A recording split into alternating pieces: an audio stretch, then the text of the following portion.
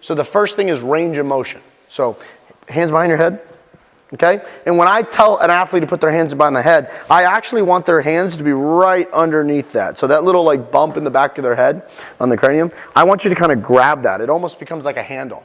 And you could do some of these drills with me as I demo. You don't need to go through them at full speed or at full range. Just understand that what you're trying to teach, because you have to feel it. So from here, you're going to take your elbows and put them together. And then you're going to look down and slightly pull, okay? You're getting a strain right here, a stress. So I'm just going to turn you to the side so they can see this, okay? So here, and you don't need to push it. Just understand that that's your range of motion. So you should be feeling the back of his head right here. And he's getting a stress all right in here because we're trying to get range of motion, remember? Okay? Just like that. And you actually want to hold that position for as long as you can that's comfortable. Relax. Put your hands down. Now, when we go back, I do not recommend an extension to be doing any sort of assistance, even if it's yourself. So what I'm going to have them do is look down, but keep your eyes down and then move your head back. Just keep your eyes down, put your head back. Do you see his range of motion? Look up and move your eyes back. See what happened to his head? Where did his head go when his eyes moved? They went with it. Wherever your eyes go, your head will go. Wherever your head goes, your body will go. When you go back, if you look up, you're going to get more range. See that? If you look down, keep your eyes down and reach, the body prevents it. It just stops automatically. See? There's resistance here. And you could feel a little tension on me, right? Like as I do it, it feels like I'm pulling him now. Not good, right? So you want the athlete to kind of go with that. What he's going to do is he's going to put his hands above his head. Okay, he's going to try to get his wrist on the wall. Okay, now he is what you would consider a very big dude, right? This would be harder for a bigger guy. For a smaller guy, they have no muscle. They just go. They literally look so funny. So he's going to try to reach up as high as he can, and then once he gets that range, he's going to reach up a little higher, and then he's going to try to come down slow and drive his elbows into his back pocket. Okay, this is his range. Now, guys, people would look at that and go, "That's bad range." Relax. People that are like PTs or on this like functional movement side of things, they would look at it and go, that's horrible range of motion, not good. His job is to hit and run over things. Like that is his one purpose in life, is to maul people. That is a big dude. He looks like a cartoon, right? If he was weak, he would be able to have full range of motion. Okay? If he was super strong, which he is, when he does his full range of motion, he is getting blocked by what we call muscle. I know it's hard to understand because some of us don't have it, but that is our buffer when we hit somebody versus our joints, right?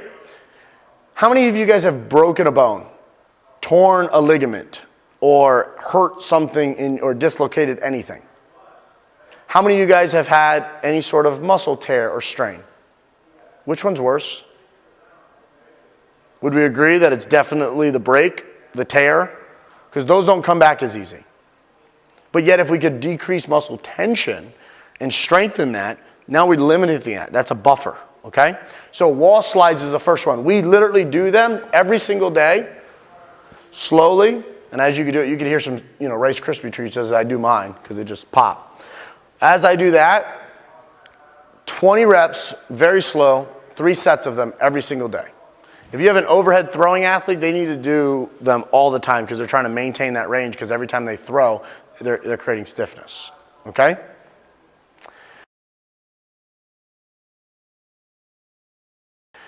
The next drill is what we call scat push-ups, or in your situation, if you don't want to get into the, any of the strength terms, it's just straight arm push-ups, so just push-up position, okay?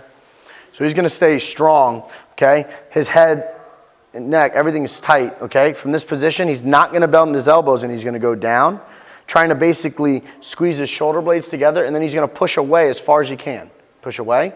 Now, when he's pushing away, I want you to think that he's getting stabbed right now and push further away, push further away, push further away. Good, good, good. Now go down and then come together, shoulder blades together. Now push away, push, push, push, push, push. Good. Now, he's a big dude, he's a strong dude, but just like that, that's also creating some, some fatigue right there. Scat push-ups, 20 reps. If you need to start with 10 to make them perfect, that's fine, okay? Relax. Band pull-aparts. How many of you guys have bands in your weight room? Any sort of a band. Grab them, pull apart, hold, come back slow. Same motion here. Grab them, pull apart, come back slow. I don't want to see this. Okay? Pull, hold, come back. Once they advance and they have full range of motion, throwers or anybody that's overhead that has good range, put a bar, or put the band around the actual rack, so when you pull, there's still resistance going backwards. Because once you reach here, the band touches your chest and then there's no more resistance. It's just like leverage position. Does that make sense? So that's another drill that we'll do, okay? This is what we call an overhead shrug. So his hands are going to be over his head, reach. And as you can say, he's big boy, so it's not going to look perfect as far as his, you know, it's not going to be completely straight. But from this position, he's then going to shrug up and then come down. Shrug up and then come down. Turn to the side so they can see it. Shrug up, come down, turn to the back facing me. Shrug up, come down. 2 more. Shrug up, come down. Good, relax, put it down. So stand right there, just say. So just that positioning right there, again, that's going to be upper trap, right? And we're going to make sure that we're going to, you know, build that. I'm a jerk. 100 reps at the end of the workout, it will crush your entire team. They could start doing it with just a barbell. They could start doing it with just 5-pound or 2-pound plates. Either way, it's definitely a good thing. Simple basic rules when it comes to shrugs. Shoulders back and down, head square, you don't look up, right? Because we know that that inhibits our movement, okay? First thing we do is go up, pull them up together. So they stay like that. I laugh for a little bit. I'm not kidding, I probably hold it for like 10 to 15 seconds, right? Isn't that about right? How's it going for you? Doing all right? Those are, so he normally picks up 45s, those are 35s, right? So they're not too bad. And then I tell him go down. Right? So go down. And then from this position, I'll tell them actually to reach down. So you're now lowering the weight and actually pulling it down. Because most kids actually kind of hold it a little bit. And we're really trying to work on the muscle-tendon relationship. And we can't do that if we don't go through full range of motion. So we pull it all the way down. Now, we'll go all the way up. Good. There you go. And he'll stay and he'll hold it just like that for a little bit. And then I get to have some fun. Okay? He's going to hold his right arm exactly where it is. And yet his left arm is going to go down and reach it all the way to the ground. So he's holding this position just like that, okay? He's driving this one all the way down. Then we're going to do this for a 3 count. I mean, for 3 reps on a 5 count, okay? So it's 5, 4, 3, 2, 1. He'll drive all the way up.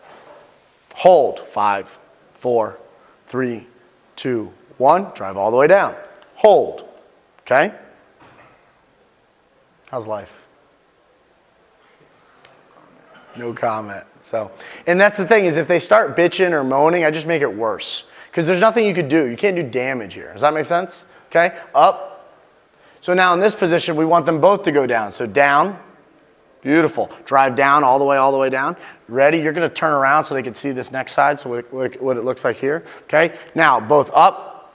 Now he's going to do the opposite, right? So this his shoulder's going to stay up, and this one's going to drive down. Down, down, down, just like that. Okay? So again, we're trying to stay tight here. How many times do you guys get like a collision like this? Right? See it all the time, right? Throw that flipper up, collision like that. We want to make sure that we're protecting it at all angles. Drive down. Up. Oh, I forgot. This one, yep. Down. Up. Chest up, chin down, tall and strong. You want to think a cue. Here's a cue for strength and it's a cue for speed. All right? Keep it up. Come on. All right, it's good for you. Good for your health. Ready? And drive it down. Good. One more. Up. When you sprint from your head to your heel, you want to be as strong as steel. You don't want any movement at all. You guys got that? Up. Both of them down together. Up. We'll hold for a count. Rep out 10 fast. Go.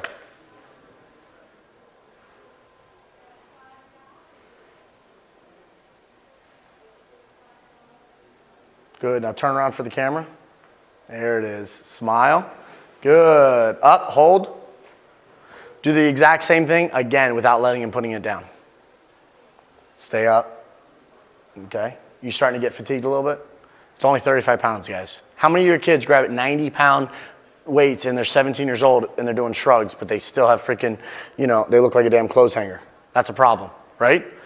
That guy doesn't look like a clothes hanger, all right? He didn't get traps